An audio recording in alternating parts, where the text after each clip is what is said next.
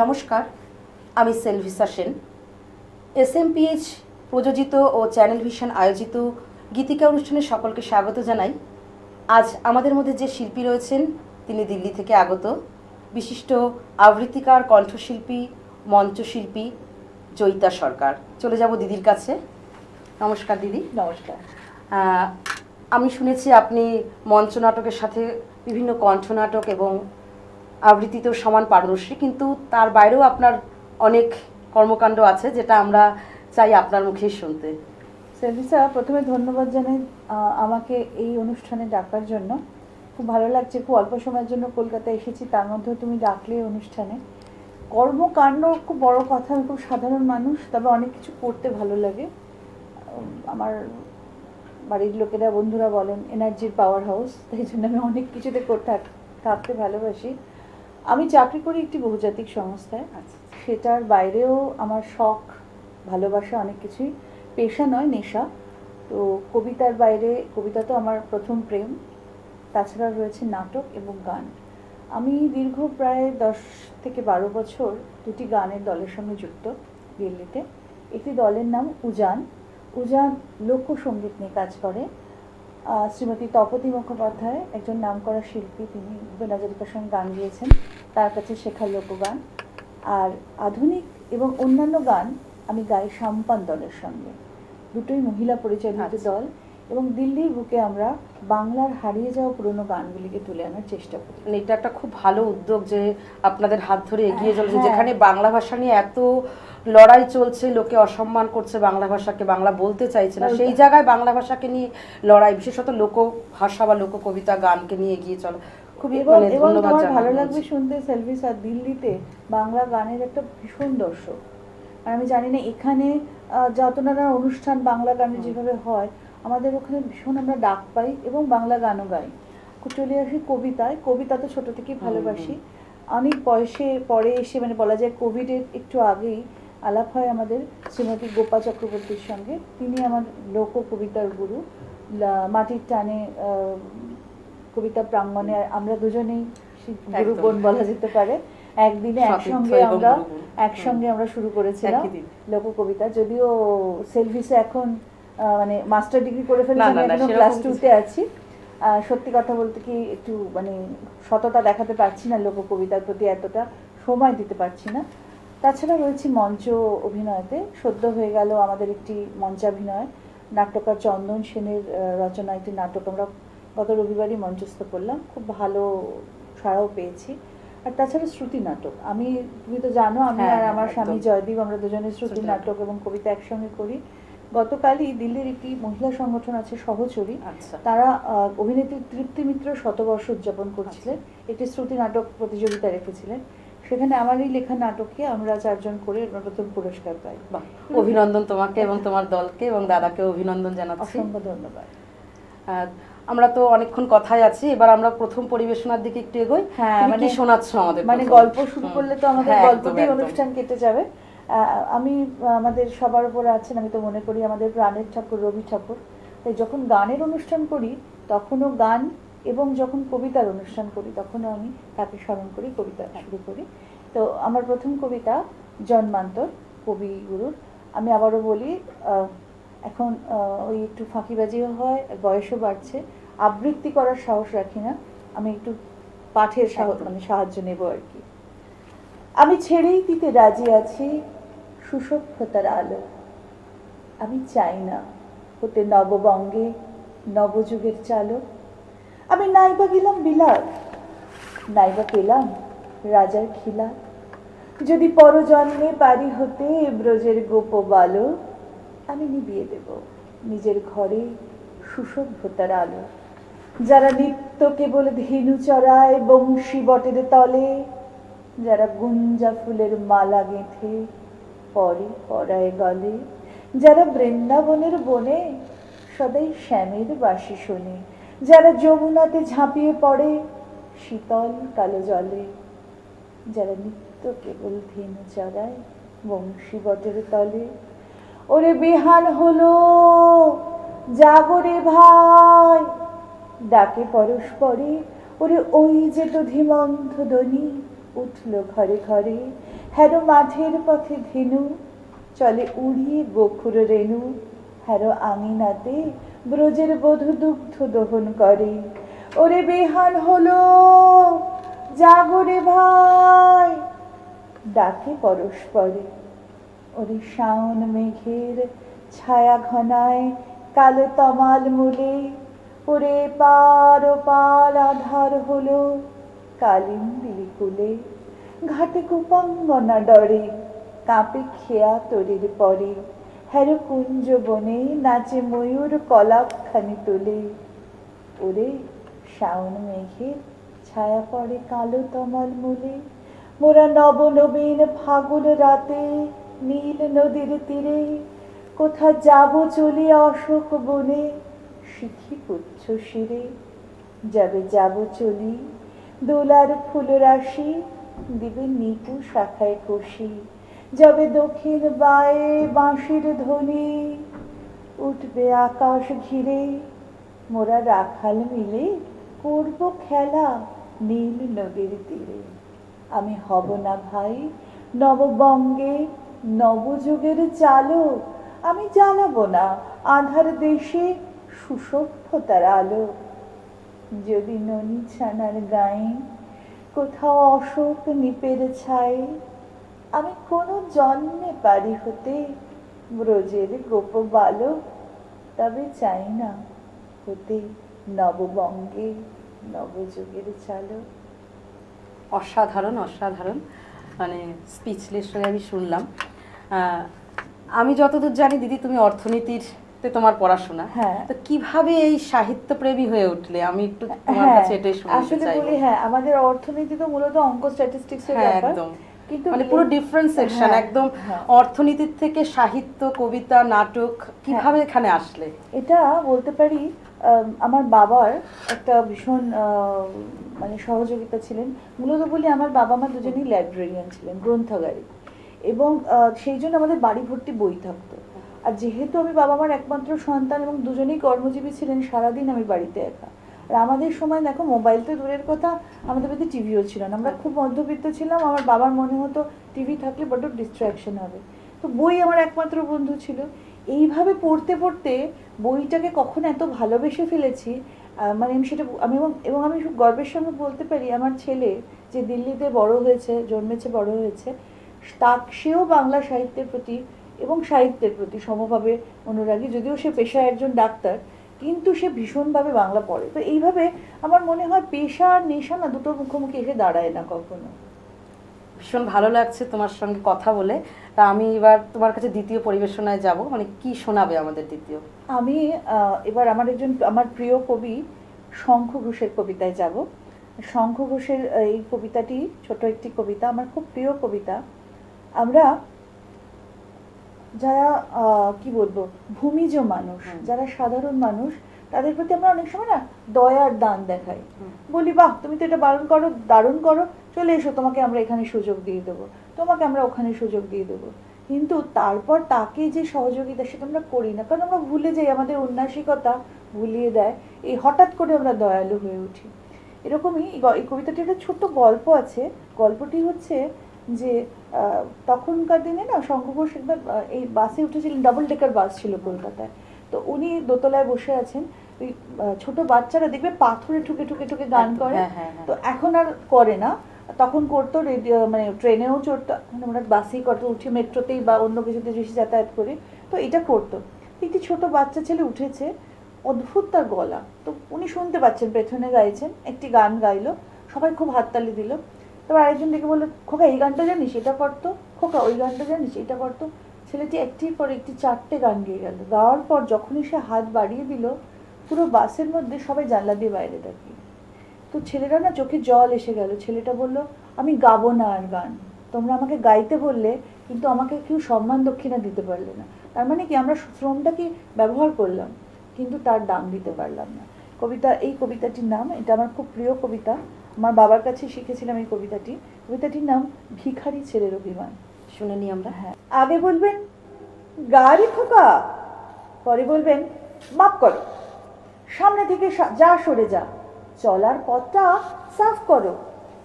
গাবো না তাই গান, আমি গাবো না তাই গান। আগে বলবেন গতর খাটাও, পরে মারবেন না লাথি। আগে কথার ধুল ওড়াবেন, পরে দাঁত কপাটি। গাবো না আর গান, আমি গাবো না আর গান। বেশ করেছি ভেগ ধরেছি, বাঁচিয়ে রাখি জান। দূরের থেকে দেখি সবার দরদ ভরা টান। গাবো না আর গান খোকা, গাবে না আর গান। ভীষণ ভালো লাগলো, মানে প্রাসঙ্গিক কবিতা, ভীষণই প্রাসঙ্গিক, একদম। ছোট কবিতা, কিন্তু কবিতাটি ভীষণ মানে অন্তরে দাগ কাটে আমাদের। ছুঁয়ে গেল আমাদের। আমার মনে হয় দর্শকদেরও খুব ভালোই লাগবে। আর তোমার বাচনভঙ্গি এতটাই সুন্দর।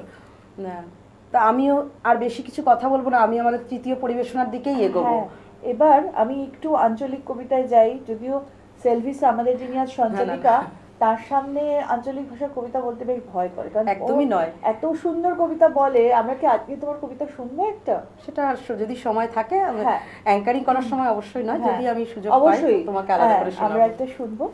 তো আমরা চলে যাচ্ছি একটি আঞ্চলিক কবিতা। কবিতা কবিতা তো গল্প বলে, স্টোরি টেলিং। একদম। তো আমাদের এই কবিতাটি সাধারণত আমি আর আমার স্বামী জয়দীপ দুজনে একসঙ্গে বলি। তো আজকে তো নেই, আজকে আসতে পারিনি। তো কবিতাটি আমি ওকে ডেডিকেট করলাম। কবিতাটির নাম সাত পাহাড়ি সাত কাহন, কবি দেবাশিস দণ্ড। এটাও সেরকম একটি কবিতা, সাধারণ মানুষ কেমন করে আমাদের রাজার যুদ্ধে বলে না উলু খাগড়ার প্রাণ যায়, তারা কেমন করে প্রাণ দেয়। একটু দীর্ঘ কবিতা, তুমি তো জানোই। হ্যাঁ হ্যাঁ, কিন্তু কবিতাটি বলতে বলতেই আমি এত মুগ্ধ হয়ে যাই। অসম্ভব ভালো হ্যাঁ, একটা কবিতা। ও সেলভিসা নিজেও এই কবিতাটি আবৃত্তি করে ভীষণ সুন্দরভাবে। তোমার কণ্ঠে শুনিনি। পারুলবালা একটি ফুলের নাম। ফুলের মাথায় ফুল, বন করছি। শরীরে ছেঁড়া ছেঁড়া কুসুম কুসুম শাড়ি। লাখাই একদিন ওকে বলেছিল, মায়েরই বলছি, তু কেনা শীতলার পাড়া লাগছে, টুকু পেন নাম কইব। আমার পারুল বালা মা শীতলা হইল না পাড়া শাড়িতে, মন খুঁজে পেন নাম করিতে। যা দিশেহারা পারুল তখন এক ঝটকায় দু কদম পেছনে। তারপর কুসুম কুসুম শাড়িতে মুখ ঢেকে দিয়েছু। কোথায় ছুটলো কে জানি। সেই থেকে পারুলবালার একটাই শাড়ি, কুসুম কুসুম ছেঁড়া ছেঁড়া। যেদিন ইচ্ছে করে লখায় ভ্যান টানে, যেদিন করে না সেদিনও টানে। হাতে তার হ্যান্ডেল, মুখে ঝুমুরের কলি।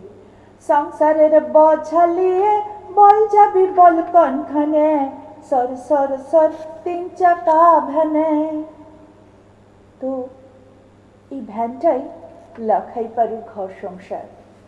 পারু বহুবার সওয়ার হয়ে চলে গেছে কংসাবতীর পারে। সুজাতার মুগ্ধতা নিয়ে শুনেছে লাখাই সঙ্গে। বলেছে, তুই ভ্যান টানার মানুষ লস রে লখু, দেখবি তোর ঝুমুর একদিন কলকাতার মাইকে বাজবে। তো বাজলো। কলকাতার বেনুবাবু কর করে 100 টাকায় কিনে নিলেন 10 টিকা। সেই টাকায় পারুলবালার চুড়ি হলো, চাল আনাজ হলো, মায়ের এক পাতা সিঁদুর হলো, আর বেনুবাবুর খ্যাতি হলো। কলকাতার মাইকে বেনু বাজলো, লাখাই বাজলো না। পারুলবালা, লাখাই আর সাত পাহাড়ি। সাত পাহাড়ি সেই গায়ের নাম। অন্ন নাই, আলো নাই, আরোগ্য নাই, এক নাই ভুবনের নাম।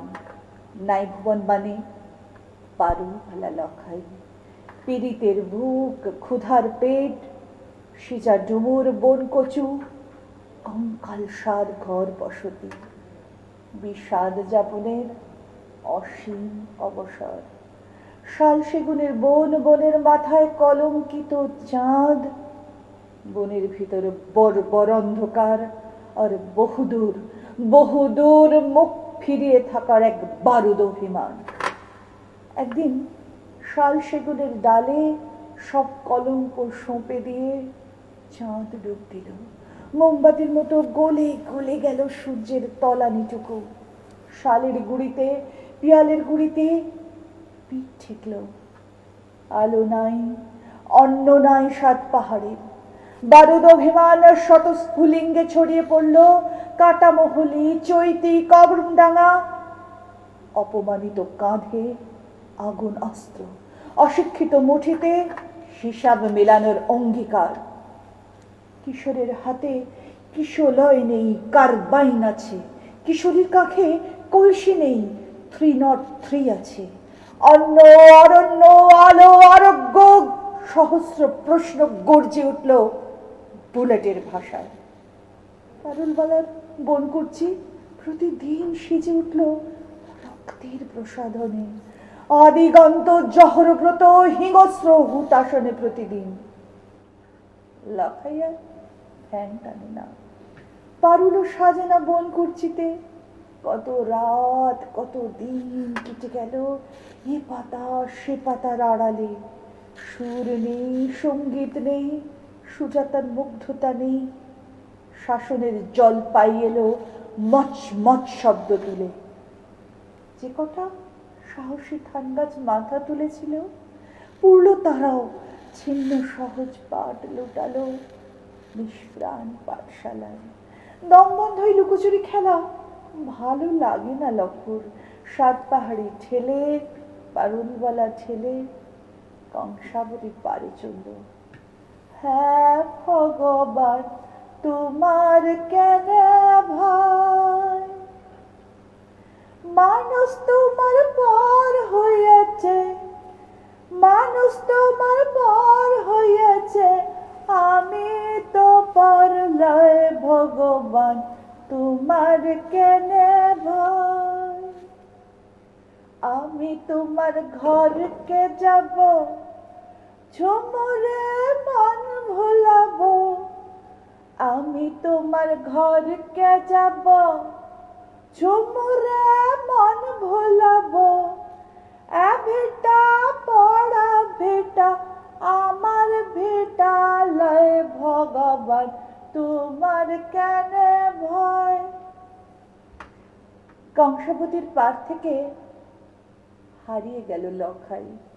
মরিয়া পারুলবালা, পারুলবালা বুলেটের পরোয়া এড়িয়ে, ছিন্ন কুসুমের লজ্জা ছাড়িয়ে, শাল সেগুনের চূড়া বাঁকে অকারণ অকারণ ঘুরপাক খেলো। লাখু রে লাখু, হ্যাঁ লাখু। জঙ্গলের একটি গাছও খবর দিতে পারিনি, বাসা ভাঙা পাখিদের খবর রাখিনি কেউ। সব কাকলি, সব সঙ্গীত থেমে গেছে রাইফেলের ধমকে। অবশেষে পেল পারুলবালা 4 দিন পর কদম চকের পিচ রাস্তায় শত্রুর চর সাজার কলঙ্ক নিয়ে লাশ হয়ে পড়ে আছে লাফাই।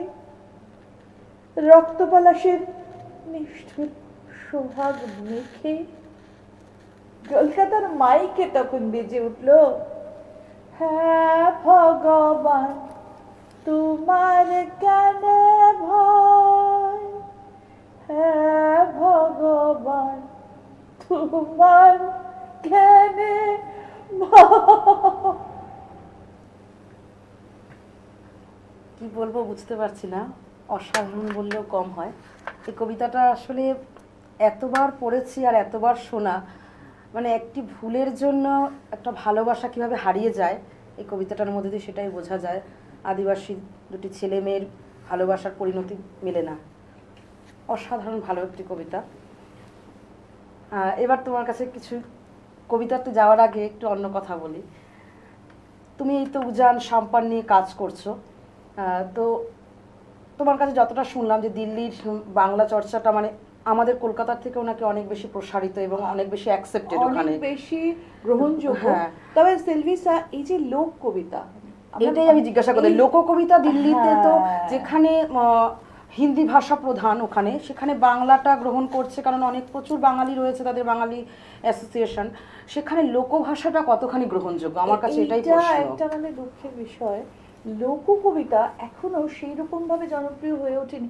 কারণ একটা কথা তো মানবে তোমরা, তুমি দুজনেই জানি লোককবিতার মানে সঠিক উচ্চারণ করা খুব কঠিন। একদম হ্যাঁ, একদম তার সত্ত্বেও কেউ কেউ করছেন এবং তাদের উচ্চারণ সঠিক হচ্ছে না, সেই জন্য ওটা এতটা ভাবে মানে গ্রহণযোগ্য হচ্ছে না, খুব একটা ছড়িয়ে পড়ছে না, আমরা ডাক পাচ্ছি না লোককবিতার।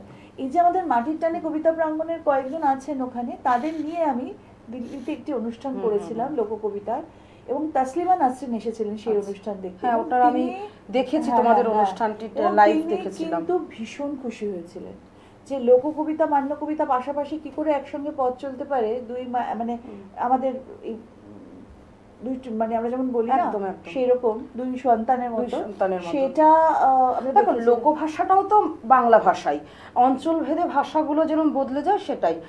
এবার সঠিক উচ্চারণে যদি আমরা করি, আমার মনে হয় কিন্তু যে লোকভাষাটাও ভীষণভাবে গ্রহণযোগ্য হয়। কলকাতায় যেটা হচ্ছে, হয়তো 100% জায়গা আমরা নিতে পারিনি, 20% বা 30% তো নিচ্ছি, সেই জায়গাটাও কিন্তু লড়াই করে পাওয়া। যে ক্ষেত্রে কবি দেবব্রত সিংহের নাম আমরা করতে পারি, তার এই লড়াইয়ের ফল কিন্তু আমরা আজকে একটা জায়গা হলো স্টেজ পাচ্ছি।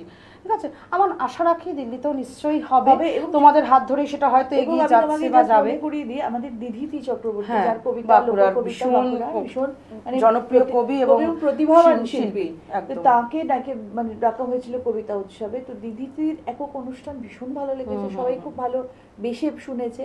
তো আমরা আশা করি এই লোককবিতা এবং মান্য কবিতা, মান্য কবিতা তো খুবই মানে ভাবে জনপ্রিয়, লোককবিতা বিশ্বাস করবে না, পুজোর সময় একক কবিতার অনুষ্ঠান চলে দুর্গাপুজোর প্যান্ডেলে, যেখানে আমরা এখানে বম্বের আর্টিস্ট এনে কলকাতায় শুনি। একদম একদম। তো সেরকম আমরা লোককবিতাকেও আশা করি একদিন নিয়ে যেতে পারবো। আমার কি মনে হয় বলতো, যদি সঠিক উচ্চারণে উচ্চারিত আমরা করতে পারি না, তাহলে লোককবিতাও কিন্তু মানুষের মন ছবে।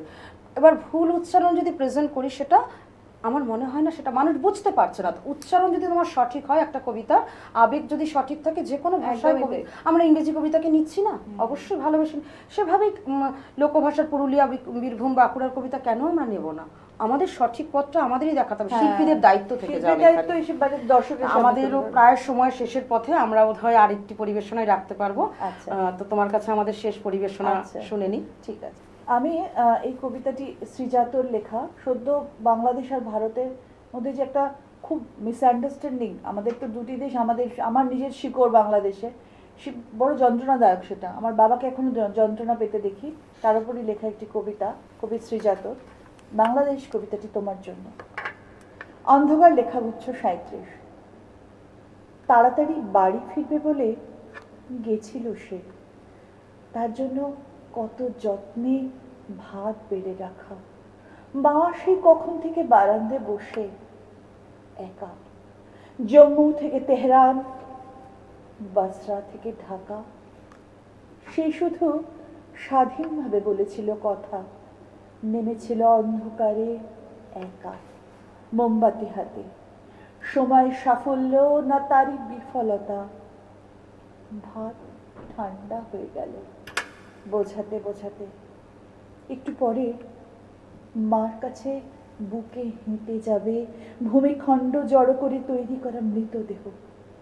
মাকে কোন গ্রন্থ ছুঁয়ে বিশ্বাস করাবে?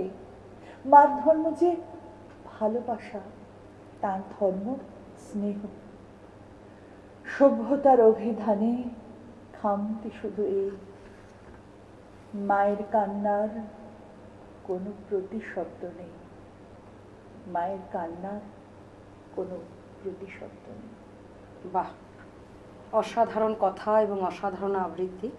কিন্তু আমরা সময়ের কাছে সীমাবদ্ধ, আমাদের অনুষ্ঠান এখানে শেষ করতেই হবে অবশ্যই। তাই আমরা আমাদের চ্যানেল কর্তৃপক্ষকে এবং আমাদের দর্শক শ্রোতা বন্ধুদের ধন্যবাদ জানিয়ে আমরা আজকের অনুষ্ঠান এখানেই শেষ করছি।